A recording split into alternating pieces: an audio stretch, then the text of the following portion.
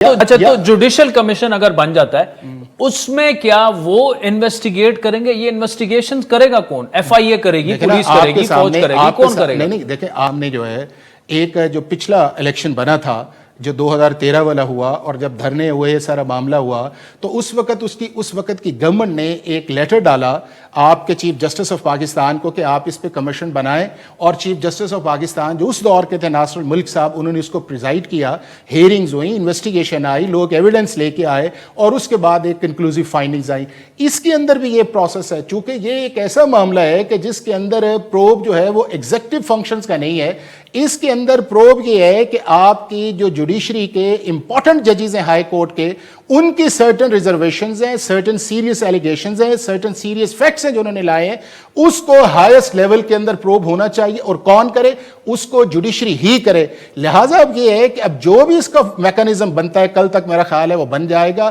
ہمیں اسے media optics کے لیے نہیں جانا چاہیے، چونکہ انصاف پاکستان کے اندر اگر ہم نے میڈیا پہ لے آئے یا اس ایشو کو اس کے اندر لے آئے تو پھر ہم اصل ایشو سے ہٹ جائیں گے۔ چیف جسٹس جو بھی کمیشن بنائے اس کو موقع دیں، اس کو اپنی ریکمنڈیشنز دیں، اور ونس فار آل یہ ڈیسائیڈ کریں کہ کیا پاکستان کے اندر یہ انٹرفیرنس ہونی چاہیے یا ہوئی ہے، اگر ہوئی ہے تو غلط ہے، کنہوں نے کی ہے، ان کو ریکمنڈیشنز کریں، اور اگر اس چیز کے اندر پروف نہیں ہے تو وہ پھر اپنی آبزرویشن جج کمیشن دے گا کہ جی ہمارے پاس کوئی ایسی ڈائریکٹ ایویڈنس اس چیز کے اندر نہیں آئی، اور پھر کانسیکوینٹلی ہو سکتا ہے اس چیز کے اندر کہ اگر ریکمنڈیشنز جو ہیں اکارڈنگ ٹو دی ایلیگیشنز آتا ہے تو ڈیفینیٹلی گورنمنٹ چارج کرے، کیونکہ آئیڈینٹیفائی کو ویگ تو ہے نہیں ہے نا، آپ یہ تو نہیں کہیں گے کہ جی فلانی گورنمنٹ نے کر دیا۔